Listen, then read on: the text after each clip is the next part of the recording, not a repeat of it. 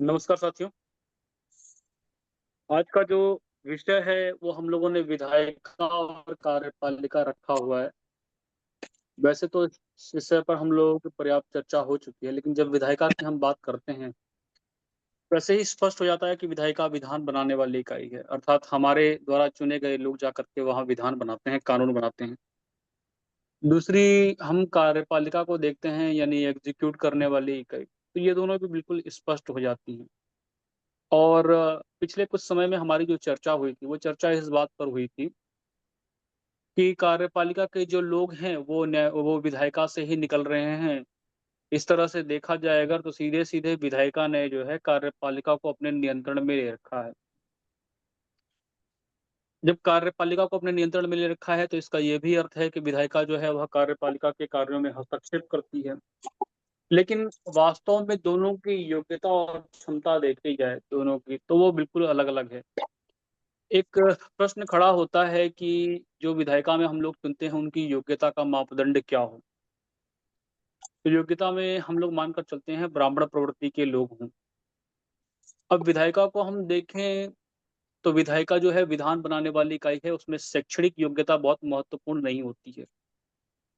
जैसे कि एक उदाहरण लूँ, तो 2013 की बात है, मेरे साथ एक व्यक्ति बैठे हुए थे और वो पीसीएस की तैयारी कर रहे थे, मेरे ही रिश्तेदार में थे। तो मैंने उनसे कहा कि आप लोग इतना पढ़ लिख करके जो है आईएएस, पीसीएस अधिकारी बनते हैं और जो है विधायिका आप लोगों के ऊपर नियंत्रण करती है।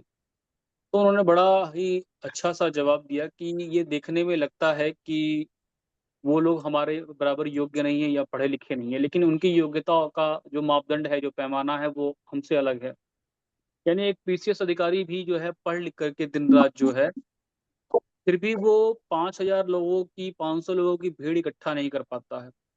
लेकिन एक नेता में ये गुण होता है कि वह 10 लाख लोगों के सामने भी जो है, बड़ी ही सरलता से झूठ बोल लेता है। यानी एक नेता बनने के लिए जो गुण चाहिए वो है लोगों के साथ, जनता के साथ संवाद कैसा होना चाहिए, उसका इंटरेक्शन कैसा होना चाहिए। अन्यथा पढ़े-लिखे लोग भी हैं, लेकिन पढ़े-लिखे होने के बाद भी वो समझदार नहीं हैं, भ्रष्ट हैं। तो यहाँ पर 2 चीज़ें आती हैं, एक देखना पड़ता है हमें नीति और एक नियत। जब कार्यपालिका की बात करते हैं, तो कार्यपालिका एक ऐसी इकाई है जो बनी हुई नीतियों के अनुसार कार्य करती है। लेकिन नीतियाँ जो बनाने वाली इकाई है वो विधायिका है, कानून बनाती है। तो नीतियाँ बनाने वाली जो इकाई है अगर उसकी नीयत गलत हो जाती है, तो ज़ाहिर-सी बात है कि वहाँ पर नीतियाँ भी विकृत होंगी और नीतियाँ गड़बड़ होंगी, तो उसका क्रियान्वयन जो है वो अपने आप गड़बड़ हो जाएगा। यानी कि गलत नीतियाँ ही क्रियान्वित होंगी। तो इस परिस्थिति में जब हम देखते हैं तो विधायिका की जो नीयत है, वो नीयत बहुत महत्वपूर्ण होती है। कार्यपालिका में जो है वह शैक्षणिक योग्यता का महत्व होता है क्योंकि कार्यपालिका जो है उसको एग्ज़ीक्यूट करती है, धरातल पर लागू करती है। तो विधायिका में विचारवान लोग होने चाहिए, समझदार हो लोग होने चाहिए और शिक्षा और ज्ञान इन दोनों में हम लोग अंतर समझते ही हैं। यानी कि जब विधायिका की बात करें तो वहाँ समझदारी का बहुत अधिक महत्वपूर्ण जो है रोल है।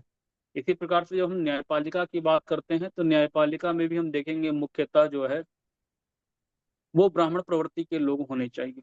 अर्थात जिनकी समझने की जो क्षमता है वो ठीक होनी चाहिए।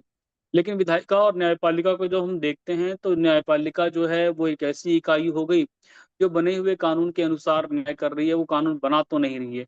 अर्थात विधायिका का जो रोल है वो और ज़्यादा इम्पोर्टेंट हो जाता है, क्योंकि उसको विधान बनाना है और विधान बनाने वाली इकाई की ही नीयत अगर खराब हो जाए, तो फिर उसके आधार पर क्रियान्वयन हो या न्याय न्याय हो या पूरी व्यवस्था हो, तो सारी व्यवस्था का जो आधार दिखाई देता है वो हमें एक ऐसी इकाई है जिसको जनता सीधे-सीधे प्रत्यक्ष रूप से चुनकर भेजती है। बाकी की जो 2 इकाइयाँ हैं वो प्रत्यक्ष रूप से चुनी हुई नहीं। तो ये जो इकाई है, अगर ये इकाई जो है वह धूर्त हो जाती है, तो ये वर्ग संघर्ष पैदा करेगी, वर्ग समन्वय को जो है कम से कम करने का प्रयास करेगी। और इस इकाई का हम देखते हैं संविधान संशोधन में भी जो है एक महत्वपूर्ण रोल होता है। इस दृष्टिकोण से भी जो है जो समाज के साथ सीधे प्रत्यक्ष रूप से जुड़ी हुई इकाई है, वो विधायिका है। लेकिन जब ये तीनों इकाइयाँ आपस में सीमाओं का उल्लंघन करने लगती हैं, तभी समस्या पैदा होती है। मैं इस विषय पर ज़्यादा नहीं बोलूँगा, 2-3 दिन पहले ही मैंने बताया था किस तरह से जो हमारा लेजिस्लेटिव बॉडी से निकले हुए लोग हैं वही एग्जीक्यूटिव में जा रहे हैं। और कल भी मैंने ये बात कही थी कि कार्यपालिका का तो लगभग अस्तित्व है ही नहीं, क्योंकि कार्यपालिका का जो प्रमुख है वो प्रमुख ही जो दिखाई देता है, वही पूरी तरह से जो है गुलाम दिखाई देता है। इसलिए हमारे देश में जो कानून बने हुए हैं वो कानून भी गलत बने हुए हैं, और कानून जो है वो जनहित के नाम पर अनावश्यक कानून बनाए गए हैं। तो ये सारे के सारे जो अनावश्यक कानून बने हैं, या फिर जो जितने भी देखा जाए तो आपराधिक घटनाएं होती हैं उनके लिए कठोर कानून नहीं है।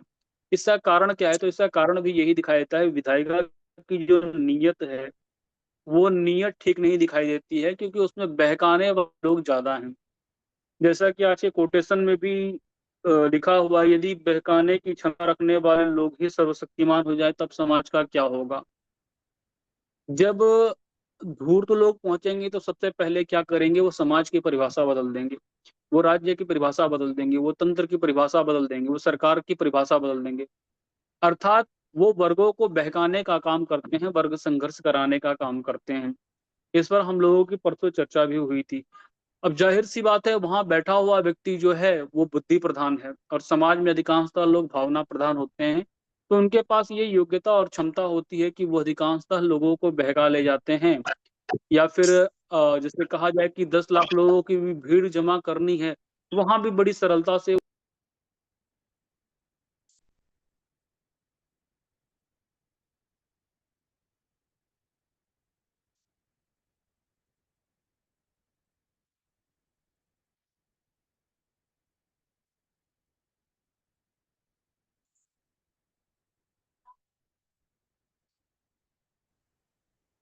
जी, शायद डिस्कनेक्ट हो गया था।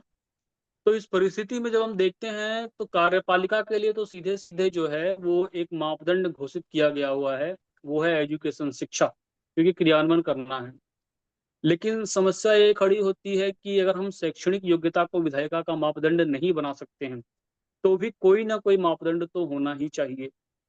कोई ना कोई ऐसा निर्धारण तो होना ही चाहिए जिसके आधार पर जो है वो ये तय किया जा सके कि जो व्यक्ति विधायिका में जा रहे हैं वो व्यक्ति ईमानदार हैं।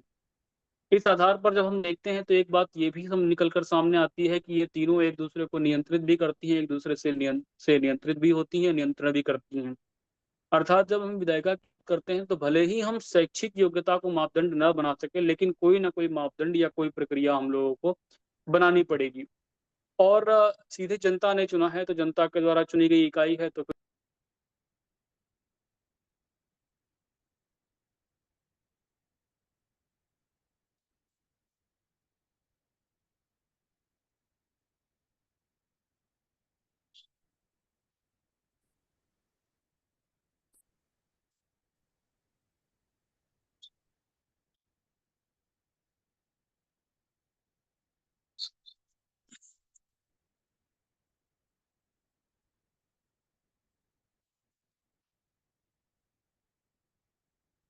समाज का प्रतिनिधित्व कर ही नहीं पाते, वो कुछ समाज को दे ही नहीं पाते। अर्थात यहाँ पर कुछ ना कुछ योग्यता तो निर्धारित होगी, लेकिन वह शैक्षणिक योग्यता नहीं हो सकती। दूसरा है, इस पर नियंत्रण की भी एक जो है एक नियंत्रण करने के लिए भी एक इकाई बननी चाहिए। जैसे हम लोग संविधान सभा की ही बात करते हैं, संविधान सभा बन जाएगी तो तीनों में जो चेक एंड बैलेंस का सिस्टम है वो अपने आप जो है सुधर जाएगा। और भारत को जब हम बात करते हैं तो भारत जब लोकतांत्रिक देश है तो लोकतंत्र में तंत्र की तीनों इकाइयों के बीच जो संतुलन है वो अनिवार्य हो जाता है।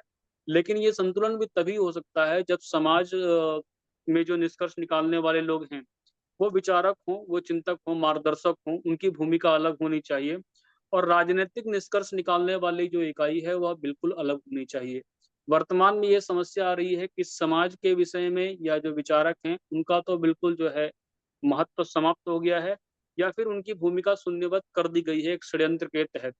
और राजनीति जो है वह समाज में जो निष्कर्ष निकालने का काम कर रही है, राजनीति ही समाज में भी निष्कर्ष निकाल रही है। अर्थात राजनीति जो है राजनीतिक निष्कर्ष तो निकाल ही रही है, साथ साथ जो है समाज में भी निरंतर हस्तक्षेप कर रही है। तो कार्यपालिका में भी हस्तक्षेप हो रहा है, तंत्र की तीनों इकाइयों में भी हस्तक्षेप हो रहा है, और समाज में भी हस्तक्षेप हो रहा है। तो उसका कारण सिर्फ एक ही दिखाई देता है कि विधायिका में जो लोग गए हैं उनकी कोई योग्यता या कोई मापदंड या कोई पैमाना अब तक तय नहीं है। और जो हम लोग चर्चा कर रहे थे शनिवार को भी, तो हम लोगों ने कहा कि आपराधिक प्रवृत्ति के लोग बढ़ते जा रहे हैं, अर्थात सही लोग नहीं जा पा रहे हैं। इसका कारण क्या है? तो कारण यही दिखाई देता है सेंट्रलाइज सिस्टम, अर्थात जहां अर्थ संग्रह होगा, अर्थ केंद्रित होगा, जाहिर सी बात है वहां पर इसी प्रकार के लोग जाएंगे जो भ्रष्ट है। वहां अच्छे लोग, समझदार लोग नहीं जा सकते हैं। तो सबसे पहले जब व्यवस्था परिवर्तन होगा, अर्थ, अधिकार, शक्ति तीनों का विकेंद्रीकरण होगा, तो वहां पर जाहिर सी बात है भ्रष्ट व्यक्ति जाकर कोई लाभ नहीं ले सकता है। इस स्थिति में जो है वो केवल और केवल जो समझदार लोग हैं या विचारक हैं या जो मार्गदर्शक हैं, वही लोग जो है मार्गदर्शक कर सकते हैं राजनीति का भी, और राजनीति जो है संविधान सभा के माध्यम से उनके ही नियंत्रण में रहेगी। तो जो आज की जो चर्चा है उसका निष्कर्ष यही निकलता है कि केवल शिक्षा को मापदंड नहीं बनाया जा सकता है। शिक्षा कार्यपालिका के लिए महत्वपूर्ण हो सकती है, उसकी क्षमता जो है शैक्षणिक हो सकती है, लेकिन विधायिका की बात करें तो वहां पर जो है नियत महत्वपूर्ण हो जाती है और कार्यपालिका में नीतियों का महत्व होता है। मैंने जो है अपनी बात रख दी है, बाकी के साथी बताएंगे, उस हिसाब से हम लोग चर्चा को आगे बढ़ाएंगे। धन्यवाद। इसमें एक लाइन ब्रजेश जी गलत हो गया है आपका। जी बाबा जी। आपने लिखा है पहले वाले में जी विधायिका की योग्यता उसके सामाजिक चिंतन से जुड़ी होती है, जी कार्यपालिका की योग्यता उसकी क्षमता के साथ आकलित होती है। जी जी जी विधायिका में अधिक से अधिक, जी इस शब्द के बाद अधिक से अधिक विचारवान होना चाहिए। जी चरित्रवान लिख दिए हैं आप, जी जी जी किताब में विचारवान है। जी बाबा जी, ठीक है। विधायिका में अधिक से अधिक विचारवान होना चाहिए और कार्यपालिका में अधिक से अधिक चरित्रवान होना चाहिए। जी बाबा जी, ठीक है। एक ही केवल विचारवान होना चाहिए वहां, जी चरित्रवान की जगह। चलिए ठीक है। बाकी के साथी बताएं।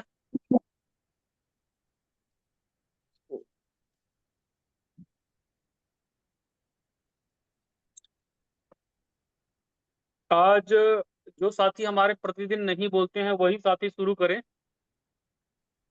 कमल सिंह चौहान जी, माता प्रसाद जी, ये वैद्यराज जी, बबलू जी।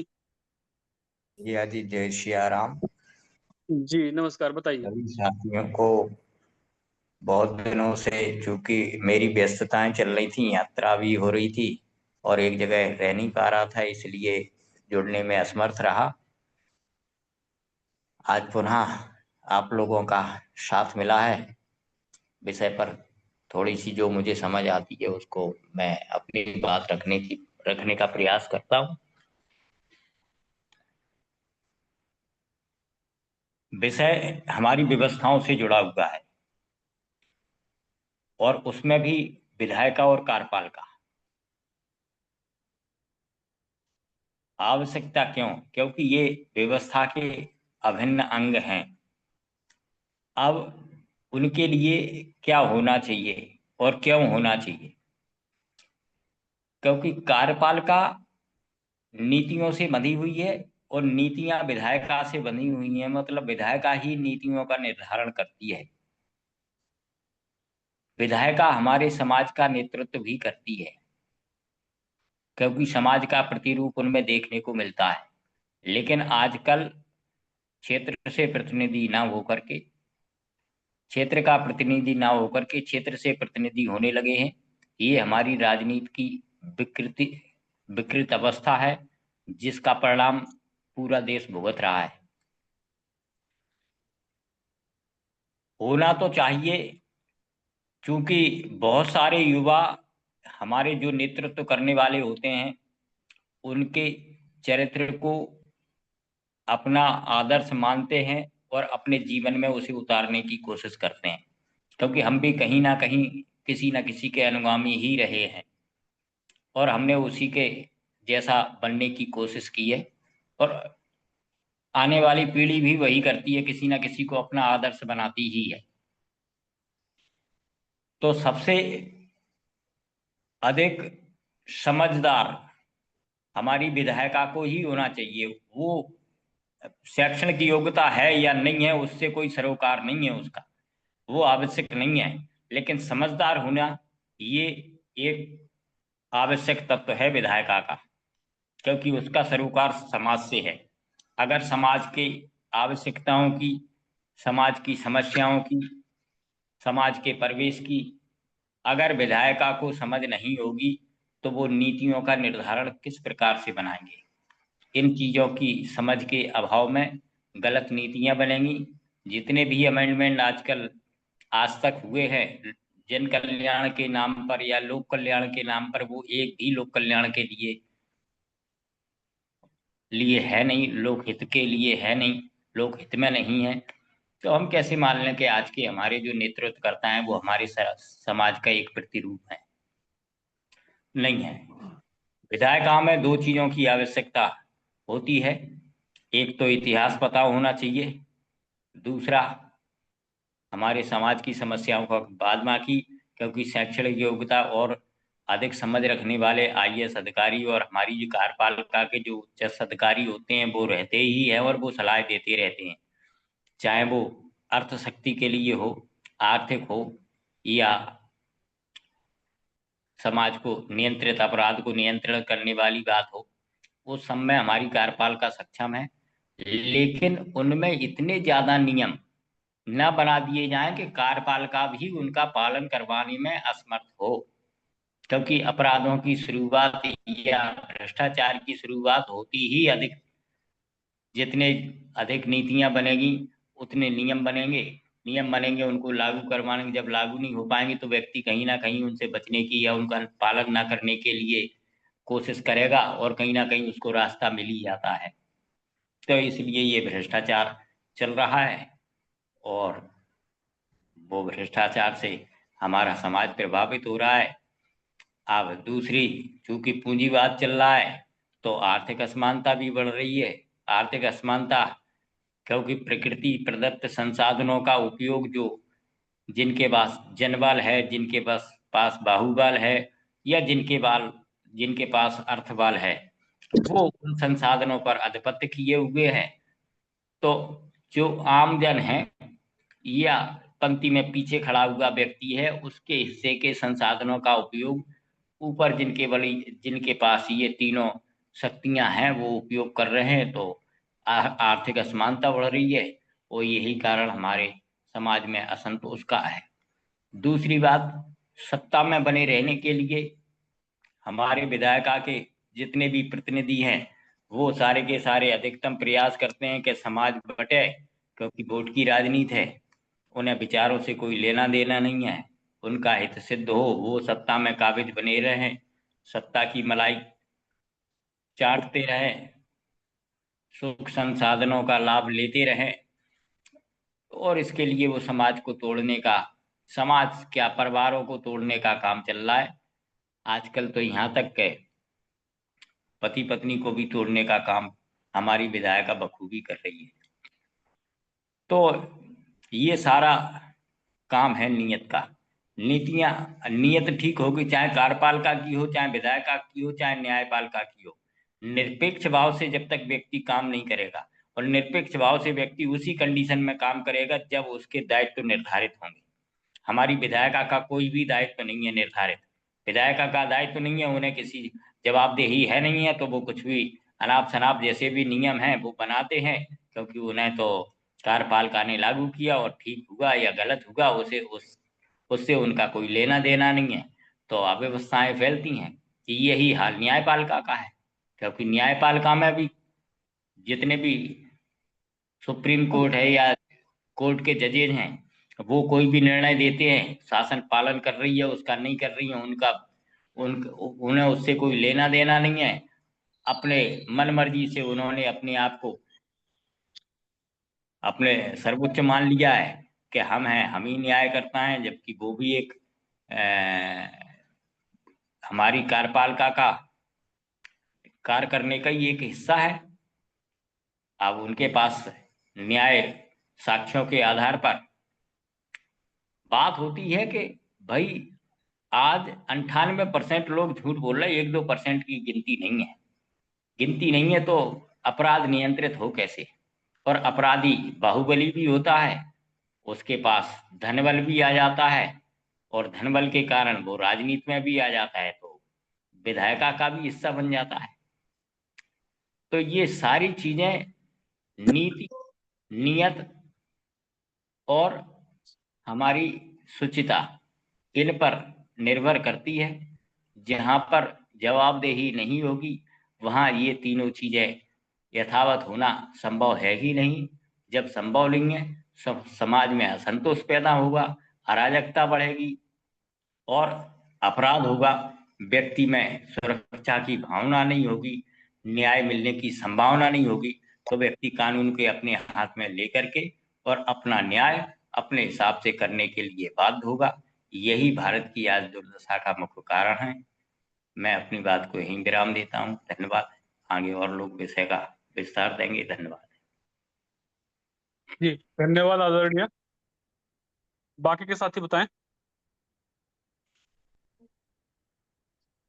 कमलेश सिंह चौहान जी या वैद्यराज जी, आप कुछ कहना चाहते हैं तो आप बताएं। बाबा जी बोल रहे थे सवाल पूछेंगे, कोई सवाल पूछेंगे तो मैं बता दूंगा।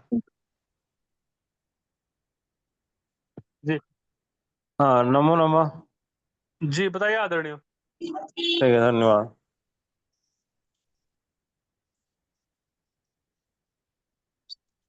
अ, विधायिका आज कार्यपालिका, अब कैसे प्रकार की इनकी नियुक्ति हो, इस पर विषय विचार होना चाहिए और कैसे लोग नियुक्त हों। हमारे ख्याल से दोनों इस तरह से नियुक्त किया जाए कि गति मिल सके विधायिका को। समाज में कई धाराएं चलती है, विकास की धारा, सुधार की धारा और सांस्कृतिक बल को प्रदान करने वाली धारा। अब विधायिका ही जो है कि सभी सुधार कर सकती हैं और जनता जो है कि विकास अति के तरफ जो है तो विकास तो जनता खुद कर सकती है। और सांस्कृतिक व्यवस्था भी जो है कि जहाँ तक है इसमें प्रचार तंत्र वगैरह जनता वगैरह मिल करते हैं। लेकिन मुख्य मुद्दा है कि विधायिका जो है कि में चरित्रवान लोग हों, कैसे लोग हों, ये सब बातों पर चर्चा होनी चाहिए। लेकिन इससे भी अधिक महत्वपूर्ण बात है कि विधायिका की गति होनी चाहिए। यदि हम सुधारों की प्रक्रिया यदि धीमी है, क्योंकि सुधारों की प्रक्रिया जो विधायिका ही चला सकते हैं, यदि विधायिका की सुधारों की प्रक्रिया धीमी है तो निश्चित ही विकास ही हमारा पतन का कारण हो जाएगा। और सांस्कृतिक जो व्यवस्था होती है, सांस्कृतिक जो धारा होती है वो दूषित हो जाती है। विधायिका में सुधार की जो है कि जो व्यवस्था है, विधायिका के द्वारा जो कार्यपालिका में, न्यायपालिका में और सारी व्यवस्थाओं में जो सुधार की जो है कि प्रक्रिया को जारी रखने की जो मादा होनी चाहिए, लगभग एकदम शून्य होता जा रहा है। और शून्य होते होते कहीं ना वहाँ जो है कि और उसकी विकृति के कारण का स्वरूप पैदा कर रही है, जो कि अत्यंत चिंताजनक है कि सारी विकास की व्यवस्थाएं और सारी जो है सांस्कृतिक जागृति, चेतना की जागृति सब जो है कि ध्वस्त हो जाएंगी, सब बेकार हो जाएंगी। यदि सुधार की प्रक्रियाएं जो है कि कमजोर रहेंगी तो अब सिस्टम में सुधार की प्रक्रिया बिल्कुल समाप्त है जब विधायिका में जो है संवादन नहीं हो रहा है। तो विधायिका में संवाद कैसे हो जब कुचरित्र लोग बैठे हों, कुकर्मी लोग बैठे हों, मंद बुद्धि के लोग बैठे हों, जो स्वार्थी लोग बैठे हों। तो मूलतः जो है कि विधायिका में यह होना चाहिए कि हमें ऐसे लोग को लाएं जो वास्तव में समाज सेवा करना चाहते हैं, विद्वान व्यक्ति हों और उनके में समाज की समझ हो, और सारी चीजें जो है कि जो स्थितियां परिस्थितियां हैं, प्रवृत्तियां हैं, समय के आधार पर कुछ न कुछ चीजें बदलने की जरूरत पड़ती है। तो बराबर उसको बदलने की जो चेतना होती है, जो योग्य विधायिका रहेगी तो बराबर बदलने की व्यवस्था देती है। हम जिस चीजों को बदल नहीं सकते हैं, रोक नहीं पा रहे हैं, वह स्थिति जो है कि आगे भविष्य के लिए बहुत ही जटिलता को पैदा करेगी। और जब और वहीं पर जाकर के सारा विकास का और सांस्कृतिक का आधार होता है, सुधारों पर ही। बहुत सालों से जो मैं देख रहा हूँ कि जब संसद में विधायिका में कोई भी जो है कि संवाद या चर्चा या विमर्श की बात ही नहीं हो रही है, तो वहाँ सुधार कोई व्यवस्था नहीं है। और उसमें सुधार की जब वही जब सुधार नहीं करेगा तो हर चीज जो है विकृत होता जाएगा, चाहे वह न्यायपालिका हो, चाहे वह कार्यपालिका हो, चाहे प्रचार तंत्र हो, चाहे समाज की व्यवस्था हो, चाहे धर्म की व्यवस्था हो। कि गवर्न जो करता है हर चीज को जो है कि संतुलन देता है, वह जो क्योंकि हमारा समस्त जो व्यवस्था है, जो प्रक्रिया है, वह संसदीय व्यवस्था है। और संसदीय व्यवस्था में कैसे लोग जाना चाहिए, यह जनता के लिए महत्वपूर्ण है। इस पर जनता को विचार करना चाहिए। तो जो लोग जाए वह अपराधी प्रवृत्ति के न हो, स्वार्थी तत्व न हो, जातिवाद की राजनीति करने वाले न हो, तुष्टीकरण करने वाले न हो, देश की सांस्कृतिक उत्थान करने की बात करने वाले, देश की एकता की बात करने वाले, राष्ट्र की बात राष्ट्र को मजबूत करने की बात करने वाले, राष्ट्रवाद की बात करने वाले, भारतीय जो है कि जो विविधता है, सांस्कृतिकता है, उसको जो है बल प्रदान करने वाले, ऐसी बातें करने वाले जो विद्वान जो है कि माननीय लोग जो है कि संसद में जाना चाहिए। और उनके ऊपर एक उत्तरदायित्व होना चाहिए। उत्तरदायित्व होना चाहिए कि संसद की उत्पादकता बनी रहे, विमर्श हो।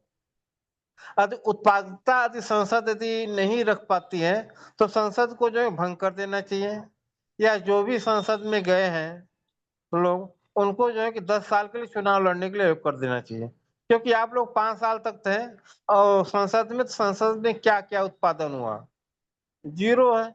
या जितना संसद में पैसा खर्च हो रहा है विधायिका की तरफ, उसमें से क्या निकल के आ रहा है, अधिक कुछ नहीं निकल के आया, कोई व्यवस्था नहीं दे पा रही है, तो उसकी एक समीक्षा होनी चाहिए।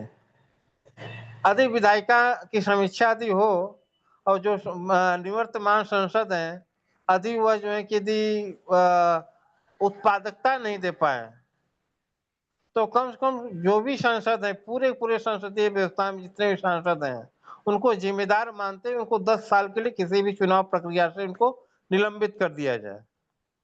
इसके बाद नए लोग आए, अपनी व्यवस्था बनाए, उसमें देखा जाए कि संसद उत्पादकता है कि नहीं। यदि उत्पादकता नहीं आ रही तो बीच बीच में सैन्य शासन की व्यवस्था देनी चाहिए कुछ समय के लिए, 2 साल, 4 साल, 5 साल, 10 साल। एक व्यवस्था देने के बाद फिर से जो है कि चुनाव प्रणाली, चुनाव व्यवस्था हो। क्योंकि सारी व्यवस्थाओं का केंद्र हमारा संसद भवन है।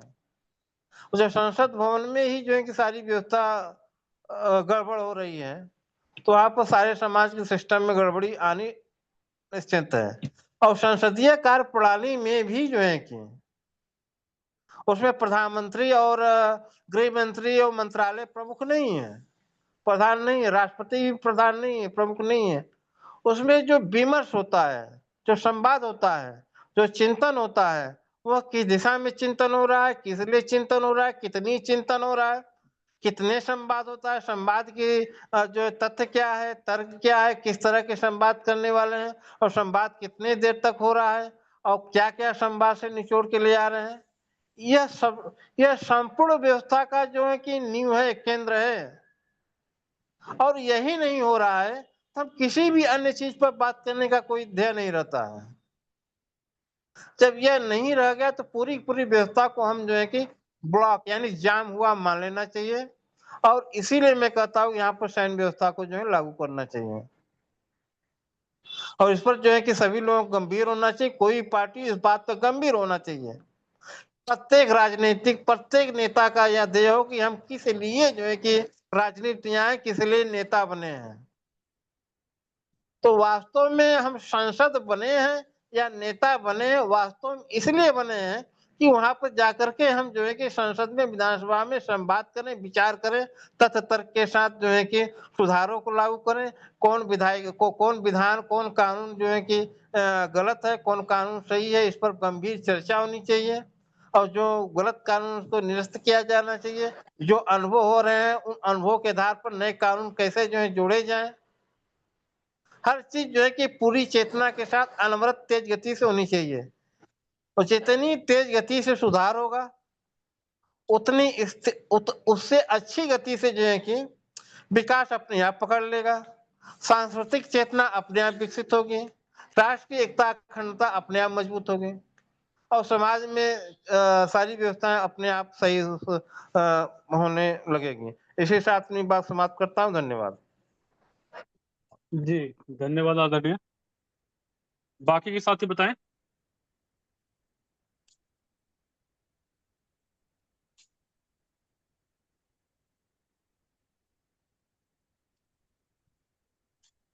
श्रीकांत जी, मोहन जी,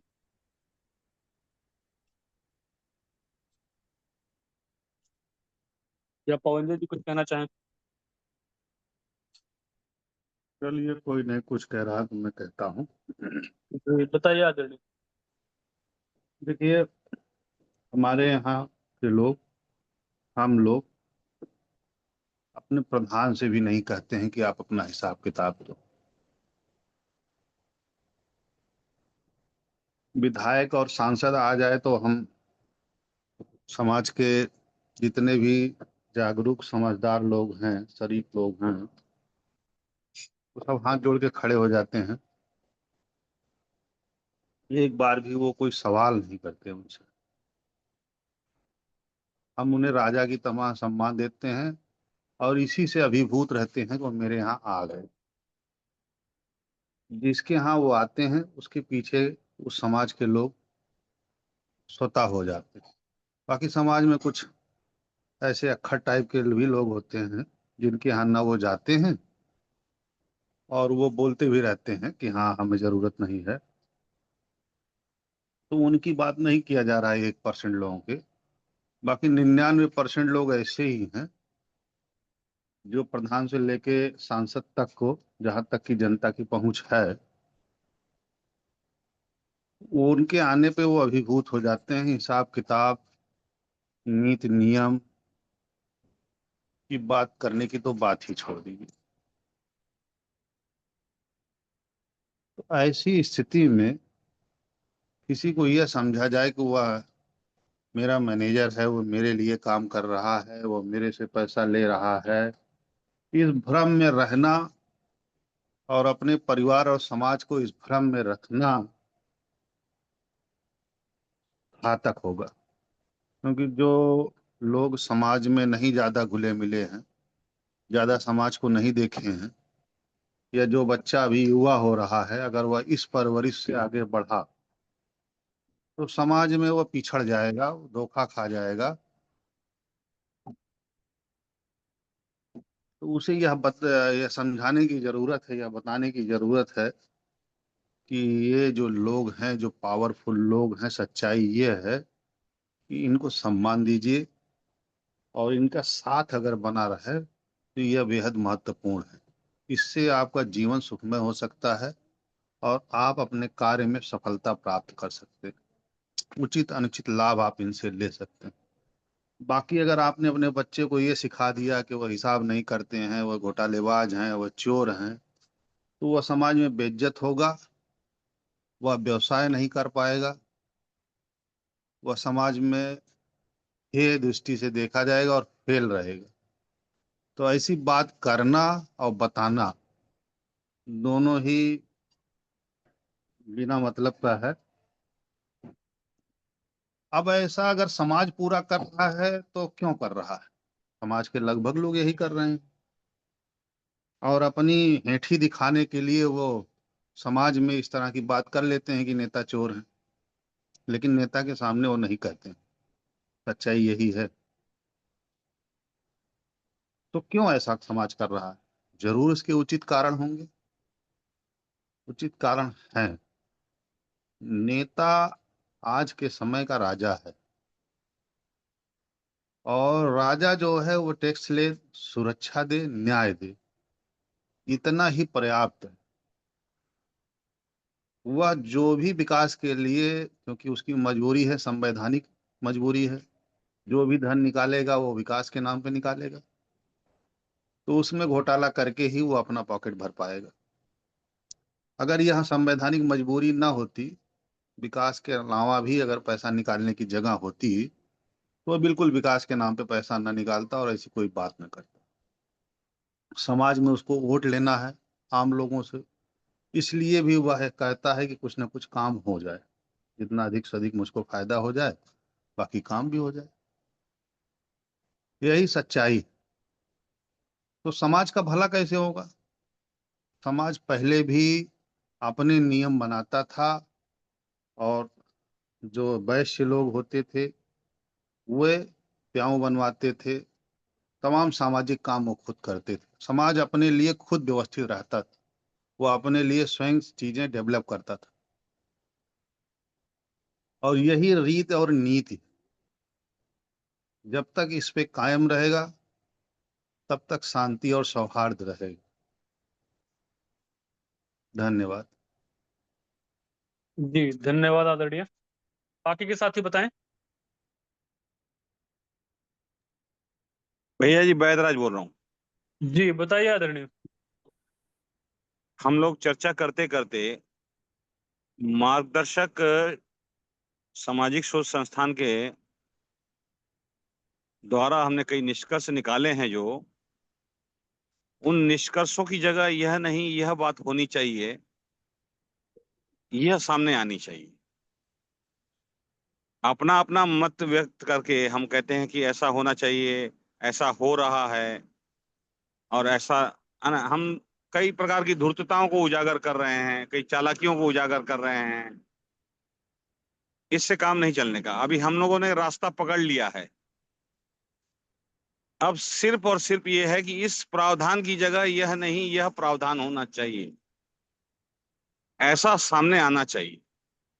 और हमने वो मार्ग तय कर लिया है कि 4-5 बिंदुओं पर हमको कार्य करते हुए किस तरीके से लोक स्वराज स्थापित होना ही चाहिए।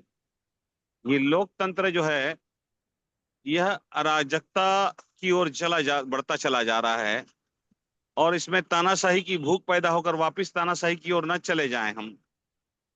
इसके लिए हमको सजग रहना है, और चर्चा के द्वारा हमको, मार्गदर्शन मंथन के द्वारा हमको इन बिंदुओं पर ही, इस प्रावधान की जगह यह प्रावधान ठीक नहीं है, यह प्रावधान होना चाहिए, ऐसा कोई अगर बिंदु सामने आता है तो मैं उसका इंतजार कर रहा हूं। बस मैं इतना ही कह रहा। जी धन्यवाद। और साथी बताएं।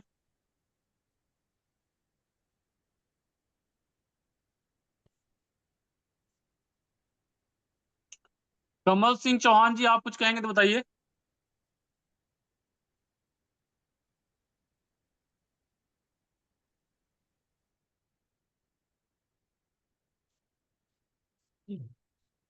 चलिए तब तक थोड़ा सा मैं रख देता हूं आपके सामने। जी बाबा जी। देखिए, आज का जो विषय है महत्वपूर्ण ये है कि क्या विधायिका, देखिए, चरित्र और क्षमता, ये दो के बीच तुलना की गई है आज के पूरे मैटर में। हर आदमी को चरित्रवान होना चाहिए, चाहे वह विधायिका में हो या कार्यपालिका में हो, और हर आदमी को सक्षम भी होना चाहिए। ये दोनों बातें जरूरी हैं। लेकिन अगर विधायिका और कार्यपालिका के बीच, इन दोनों के बीच अगर तुलना की जाए तो विधायिका के लोगों को अधिक समझदार होना चाहिए, चरित्रवान होना चाहिए। सक्षम हो या ना हो ज्यादा महत्वपूर्ण नहीं है। इसको आप इस तरह समझिए कि एक पढ़ा लिखा आदमी सक्षम अधिक होगा, लेकिन चरित्रवान होगा, क्योंकि चरित्र का शिक्षा से कोई लेना देना नहीं है। तो पढ़ा लिखा आदमी चरित्रवान होगा ही ऐसा जरूरी नहीं है, लेकिन अपढ़ की तुलना में सक्षम होगा, यह बात सर्वमान्य है। विशेष करके वर्तमान जो टेक्निक का वातावरण है उसमें तो पढ़ा लिखा उनको होना ही चाहिए। लेकिन विधायिका में कोई अगर बिना पढ़ा लिखा भी जाए, समाज के लिए क्या उचित है क्या अनुचित है, ये कार्य दो लोग मिलकर कर रहे हैं, एक विधायिका और एक कार्यपालिका। विधायिका यह बता रही है कि समाज के लिए क्या उचित है क्या अनुचित है, और कार्यपालिका उसको क्रियान्वित कर रही है। इसका मतलब कि कार्यपालिका को पूरा सक्षम योग्य होना चाहिए। विधायिका के लोग विचारवान होने चाहिए। ये महत्वपूर्ण बात है, सक्षम हो या ना हो ये। तो इसलिए विधायिका के लोग, फिर दूसरी बात ये है कि कल्पना करिए कि एक डॉक्टर अपने डॉक्टरी में बहुत निपुण है, सबसे अच्छा ऑपरेशन करता है, लेकिन वो बलात्कारी है, बलात्कार का केस झेल रहा है। प्रश्न उठता है कि हम अपना ऑपरेशन उससे कराएंगे कि नहीं। तो इस तरह से हम लोगों को समझना पड़ेगा। तो दूसरी बात ये भी है कि कोई व्यक्ति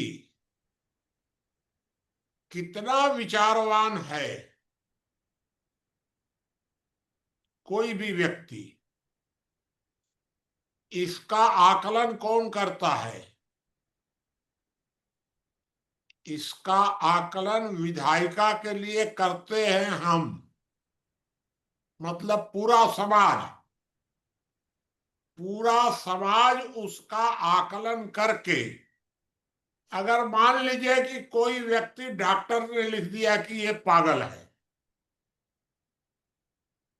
और समाज समझता है कि यही विधायिका के लिए योग्य है,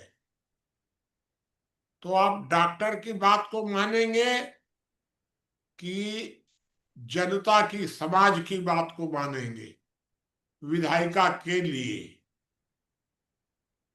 कार्यपालिका के लिए नहीं। कार्यपालिका के लिए एक डॉक्टर ने लिख दिया कि पागल है तो वो पागल है।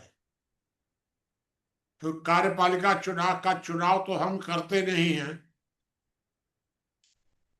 हम चुनाव करते हैं विधायिका का। इसका मतलब ये हुआ कि जनता की राय सबसे ऊपर मानी जानी चाहिए, उसके ऊपर कोई परीक्षा नहीं है। फिर भी हम लोगों ने नई समाज व्यवस्था में, ये बहुत दूर की बात है, तो अभी तो वर्तमान में तो इतना ही हम लोग सोच रहे हैं।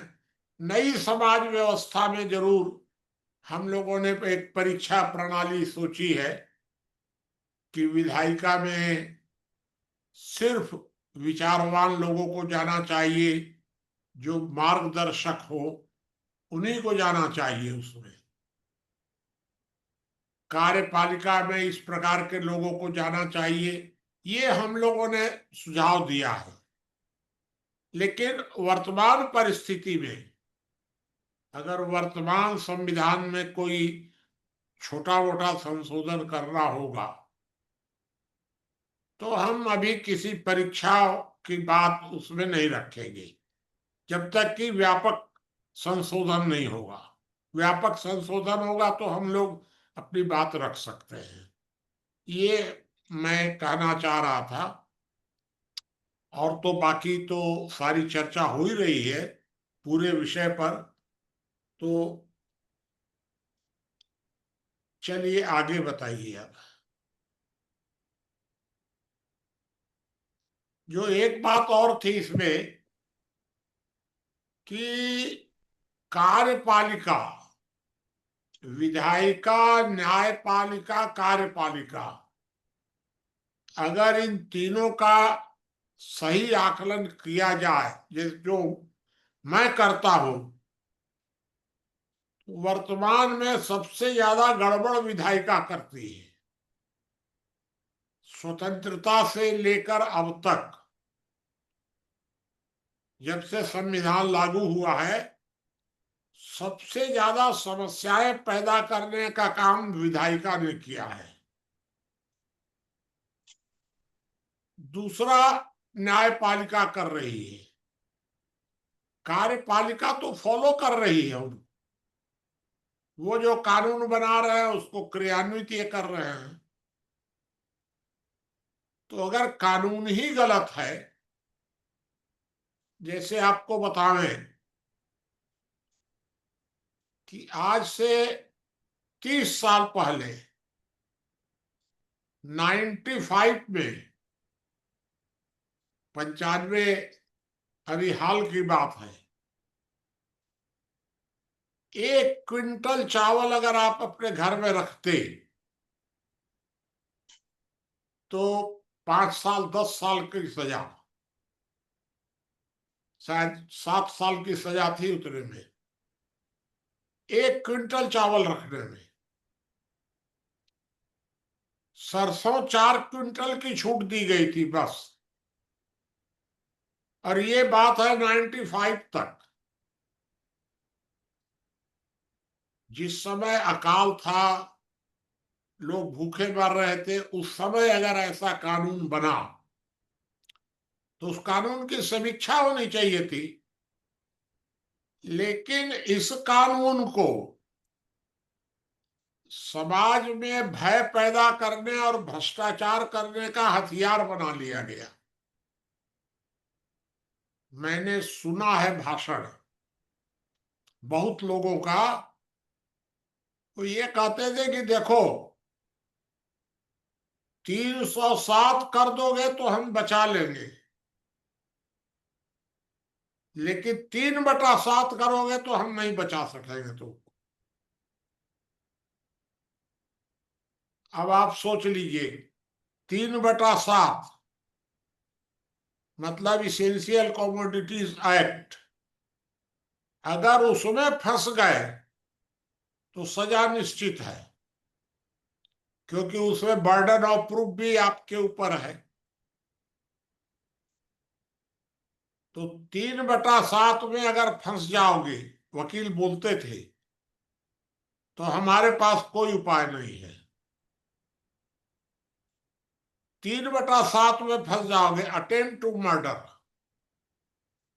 अटेम्प्ट टू मर्डर में अगर फंस जाओगे तो हम तुमको बचा लेंगे। बात सच थी एकदम।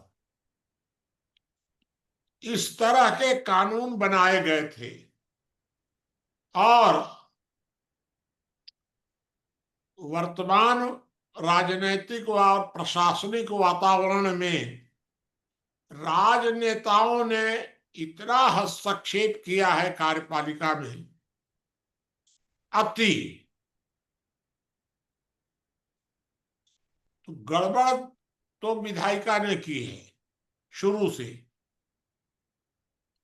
और विधायिका के बाद न्यायपालिका ने उसका लाभ उठाया है। वर्तमान समय में विधायिका की गड़बड़ी का लाभ उठाया न्यायपालिका ने, और अब न्यायपालिका कर रही है मनमाना। ये दोनों के बारे में मैंने अपने आप को राय बताई। हर मामले में न्यायपालिका किसी मामले में उत्तरदायी नहीं है, हर मामले में प्रश्न करता है, अपने को सुपीरियर मान लिया है न्यायपालिका ने। चलिए, ये दूसरी बात थी, वो मैंने आपको बता दी। आगे आप अपनी बात बढ़ाइए। कोई बात पूछना हो तो पूछ लीजिए, नहीं तो आप आगे बढ़िए।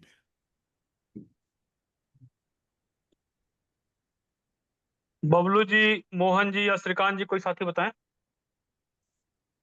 आचार्य जी कुछ रखना चाहे तो आचार्य जी बताएं।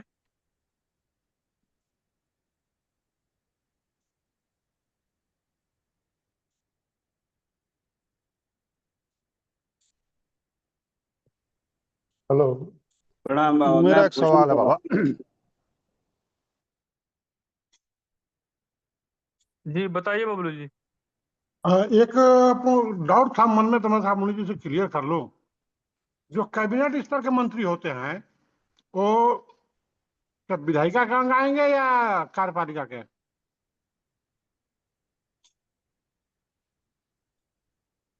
बताइए, हेलो। इनका प्रश्न क्या है ब्रिजेश जी? बाबा जी, उनका प्रश्न है जो कैबिनेट रैंक के मंत्री हैं, या कैबिनेट रैंक के कह लीजिए या फिर मंत्री कह लीजिए, सीधे सीधे, वो विधायिका का हाँ, अंग है या कार्यपालिका का? देखिए, वर्तमान समय में जो कैबिनेट है वो विधायिका से ही लिया जाता है, लेकिन कार्यपालिका माना जाता है वर्तमान समय में। हम लोग जरूर आदर्श स्थिति में यह प्रस्ताव दे रहे हैं कि विधायिका और कार्यपालिका को बिल्कुल अलग अलग होना चाहिए। वर्तमान स्थिति में जो व्यक्ति चुना जा रहा है संसद के लिए, उसको क्षेत्र का प्रतिनिधि माना जा रहा है, अर्थात पार्लियामेंट में वह क्षेत्र का प्रतिनिधित्व कर रहा है, ऐसा माना जा रहा है। आदर्श स्थिति में उसको क्षेत्र से प्रतिनिधि माना जाना चाहिए। इसलिए एक लाइन आप याद रखिएगा, आदर्श स्थिति में लोकतांत्रिक संसद होनी चाहिए, और वर्तमान स्थिति में संसदीय लोकतंत्र है। ये लोकतांत्रिक संसद और संसदीय लोकतंत्र, ये दोनों एकदम विपरीत हैं एक दूसरे के।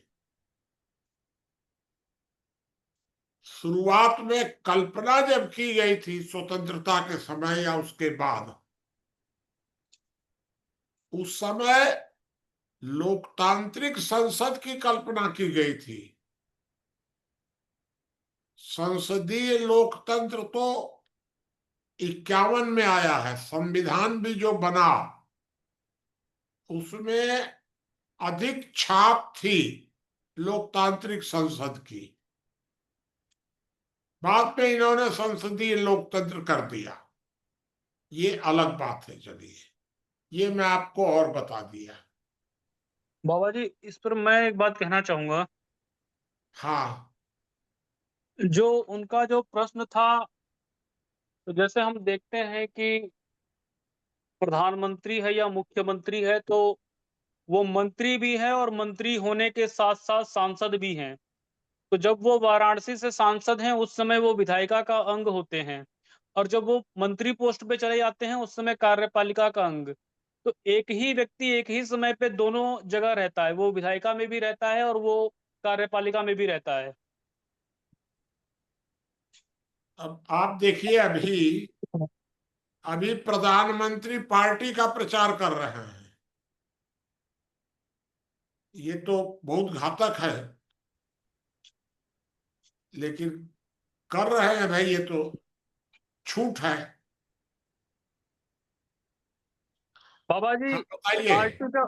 पार्टी का प्रचार तो वो एक सांसद के स्तर पर कर रहे हैं। हाँ ठीक है, वही बात है। जी, आचार्य जी, आप कुछ कह रहे थे? मैं भोजन कर रहा हूँ। जी, ठीक है। हाँ, और साथी बताएं। मेरा एक सवाल है ब्रजेश राय जी। जी, बताइए।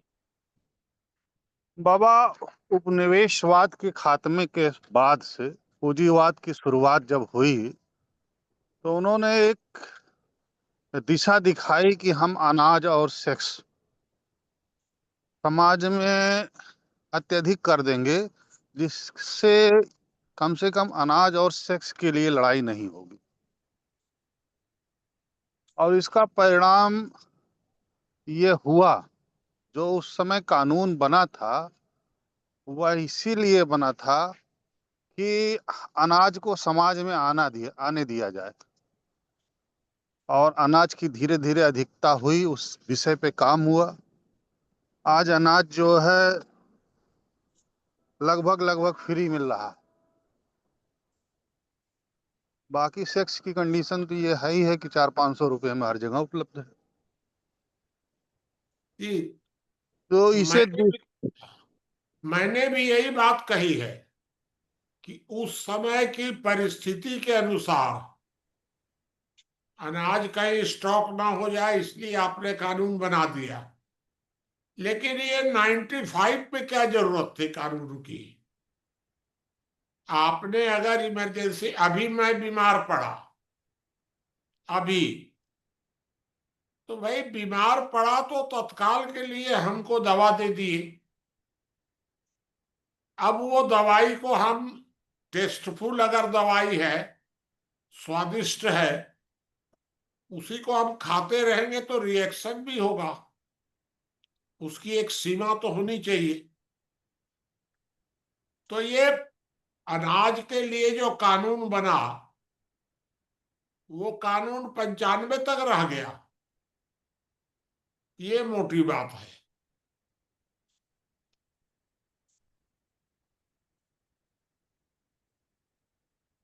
जी, इसको बाकी के फुर्सत साथी रह गई बताएं। बाबा।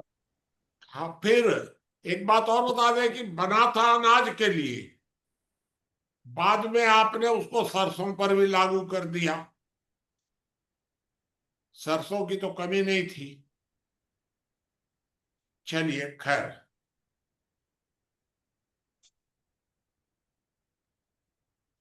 असल में हथकड़ी बांधे बांधे हथकड़ी की आदत पड़ गई समाज को बाबा। कौन ये बोले कि बात हाथ सही है जो कौन आप कह बोले रहे कि हथकड़ी छोड़ दो। बाबा जी क्या बोले, बना था अनाज के लिए और उसके बाद आवाज कट गई बाबा जी आपकी। क्या चीज? बाबा जी की आवाज कट गई थी, बना था अनाज के लिए, उसके बाद क्या बताए? नहीं, ये शुरू में तो बना था कि अनाज की कमी है, इसलिए वो कानून बना। और बाद में जब उससे मजा आने लग गया, भ्रष्टाचार करने के लिए, दबाने के लिए लोगों को, तो उस कानून को अनावश्यक बढ़ाते चले गए। जैसे आप एक कानून सोचिए, आरक्षण का कानून। एक बात सोचिए, आरक्षण के कानून पर भी, आरक्षण का कानून उस समय लागू किया गया परिस्थिति जन्य। अब आप ये बताइए कि किसी भी प्रकार के आरक्षण से, महिला आरक्षण हो, या ये अंधे लंगड़ों का आरक्षण है, या कोई भी आरक्षण, माने विकलांग आरक्षण की बात कर रहा हूं आपसे। किसी भी आरक्षण से समाज को क्या लाभ हुआ? समाज को भाई एक बात बताइए कि आपने 10 लोगों को बाहर निकालकर, 10 पुरुषों को निकालकर 10 महिलाओं को उसके जगह भर्ती कर दिया। समाज की उत्पादकता बढ़ गई क्या उससे? या समाज को लाभ क्या हुआ?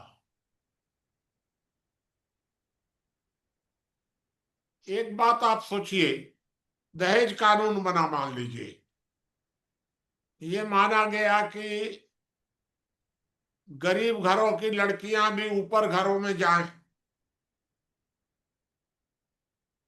गरीब घरों की लड़कियां ऊपर घरों में चली जाएंगी क्योंकि आपने समाज में जागृति भी पैदा की है, दहेज के खिलाफ नियम भी बनाए हैं और बहुत तरह का है। तो गरीब घरों की लड़कियां तो अमीर घरों में चली जाएंगी आपके कानून के मुताबिक। अमीर घरों की लड़कियां कहाँ जाएंगी? भाई लड़कियां तो जितने गरीब घरों में हैं उतने अमीर घरों में भी हैं। तो आपने क्या व्यवस्था की?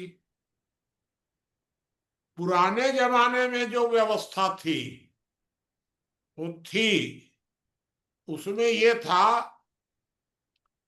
कि लोअर कास्ट के लोग,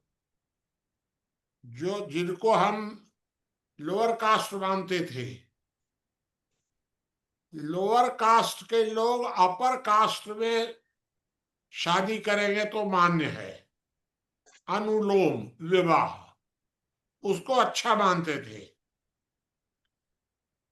अपर कास्ट की लड़कियां लोअर कास्ट में नहीं जा सकती हैं, उस समय प्रतिबंधित था।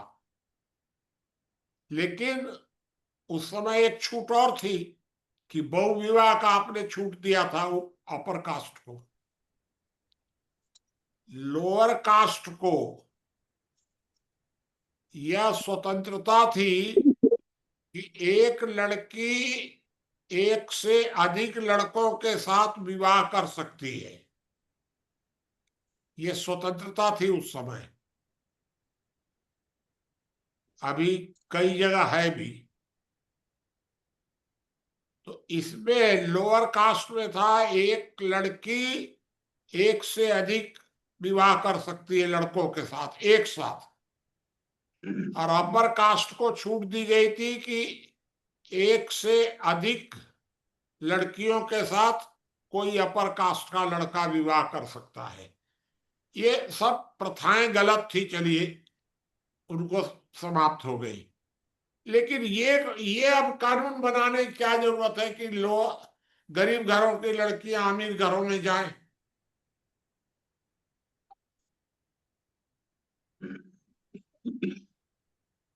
आपने बना दिया। अगर इससे तो समाज को क्या लाभ हुआ इससे?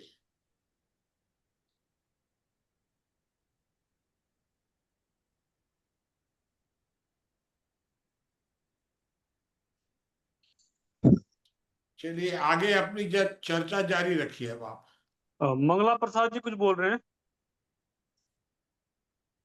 हम यह कहना चाहते हैं वही जो विधायिका में चेतना होना चाहिए, सुधार की प्रक्रिया होनी चाहिए, वह बंद पड़ी है।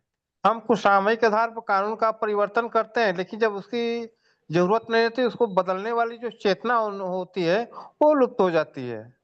तो यह जो सुधार की प्रक्रिया जो रुकी होती है उसे बड़ा क्षति नुकसान पहुंचती है। हमारे कहने का मतलब आशय है। तो इस पर मुनि जी कुछ कहें जो है।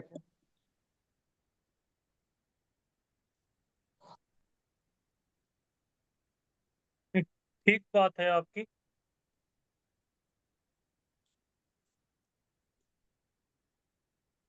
पर मुझे लगता है कि विचार का प्रयोग दोनों तरीके से हो सकता है, खराब और अच्छा। वर्तमान में जो चेतना है, वैचारिक चेतना की जब हम बात कर रहे हैं, तो साम्यवादी धूर्त हैं और व्यवस्था उनकी है, बुद्धिजीवी तो हैं वो। और नीयत का यहाँ मूल जो है प्रश्न खड़ा होता है कि नीयत ठीक है कि नहीं। बौद्धिक स्तर पर मजबूत हैं, विचार भी कर सकते हैं, और नीयत खराब है, तो जो व्यवस्था है वही व्यवस्था आएगी या उससे भी खराब चली जाएगी। तो इसीलिए यहाँ नीयत बड़ी महत्वपूर्ण हो जाती है विधायिका में। इस पे एक वाक्य मैं बताऊंगा ब्रजेश राय साहब। देखिए, भीख मांगना जो है आपका अधिकार नहीं, भीख देने वाले की इच्छा है कि वो आपको भिक्षा दे दे। आपके लिए कोई अच्छा नियम कानून बना दे, यह उसकी मर्जी पे निर्भर है। जब आपके पास कोई शक्ति ही नहीं है कि आप नियम कानून बनाने के लिए दबाव डाल सकें नेता के ऊपर, तो आप बिना मतलब कल्पना कर रहे हैं कि आदमी हमको भीख नहीं दे रहा है, इसको अच्छा होना चाहिए। सेठ लहराते हुए चला जा रहा है, पैसा नहीं दे रहा है हमको। नेता लहराते हुए चला जा रहा है, मेरे लिए न्याय की बात नहीं कर रहा है। भाई, जब आपके पास ताकत नहीं है उसको अपने लिए काम करवा पाने की, तो जैसा कर रहा हो सब बर्दाश्त करिए। भिक्षुक यह कल्पना नहीं कर सकता है कि हमको सारी चीजें मिलें। उसके लिए आपको ताकतवर होना पड़ेगा, आपको व्यवस्था के सामने एक व्यवस्था खड़ी करनी पड़ेगी। धन्यवाद। जी धन्यवाद। और साथी बताएं।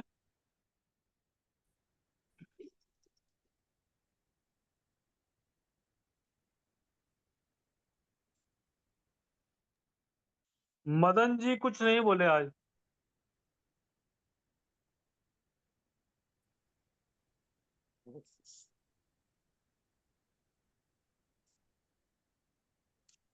ठीक है, तो आज की चर्चा को हम लोग समाप्त करेंगे। मुझे लगता है कि कई लोग छठ पूजा में भी शायद व्यस्त होंगे। संजय भाई ब्रजेश जी, मीटिंग मैं समाप्त कुछ करें। जी बताइए। मैं कहना चाह रहा कि मतलब हमारे देश में अब तो खैर शिक्षा का विकास हो रहा है। करीब 40 वर्ष 45 वर्ष पहले अपने देश में जो इलेक्शन होते एमपी एमएलए के, अधिकांश राज्यों में, बिहार है, उत्तर प्रदेश है, मध्य प्रदेश है, कई प्रदेशों में मतलब जो विधायक मतलब अनपढ़ ही चुन के जाते थे। जिनके पास थोड़े पैसा तो मतलब धनवान होते, लेकिन अशिक्षित विधायक भी मतलब एमपी एमएलए बन जाते। और वो मतलब विकास भी सही ढंग से नहीं कर पाते अपने राज्यों में। और उसमें विधानसभा में और संसद में विधायक एमपी मतलब विचार मतलब एक विचार जैसे विचार मंथन, विचारवान भी जो है नहीं हो पाते थे वो। लेकिन फिर भी मतलब जनता उनको सपोर्ट करती, चुनती। लेकिन अब धीरे धीरे समाज में जागृति हो रही है और मतलब सरकार भी इस ओर ध्यान दे रही है, मतलब कि शिक्षित व्यक्ति ही जो है संसद और विधानसभा में जाना चाहिए। तो इस तरह से मतलब विचार मंथन तो खैर ये मतलब विधानसभा में और संसद में एमपी एमएलए ये विचार गोष्ठी तो करते नहीं, या कोई प्रस्ताव लाते हैं तो हंगामा करते हैं। तो इस तरह से अगर विचारवान विधायक और एमपी मतलब सांसद अगर तैयार हों और ऐसे विचारक मतलब अच्छे अच्छे विचारक अगर संसद और विधानसभा में भेजे जाएं, तो निश्चित रूप से हमारे देश की जो स्थिति है उसमें बदलाव होगा राजनीति में। बस इतना ही बोलूंगा। जी धन्यवाद। देखिए, मुझे लगता है कि विचारवान लोग चले भी जाएं तो एक समस्या यह खड़ी होती है, जी। दलगत राजनीति है, तो पार्टियों में तो वैचारिक स्वतंत्रता है ही नहीं। आप पार्टी से जुड़े तो आपको पार्टी लाइन पर ही चलना है। जो ऊपर से जी। आदेश आया, आपको बस जा करके जो है वोटिंग करनी है, हाँ में हाँ मिलानी है। जैसे ही ना किया आपको जो है आपके ऊपर विहिप जारी हो जाएगा, पार्टी से निष्कासित कर दिए जाएंगे। तो वैचारिक लोग चले भी जाएं तो उनकी वैचारिक स्वतंत्रता जो है वो दलों में समाप्त हो जाती है। जी। ठीक है, आज की मीटिंग को समाप्त कर सकते हैं।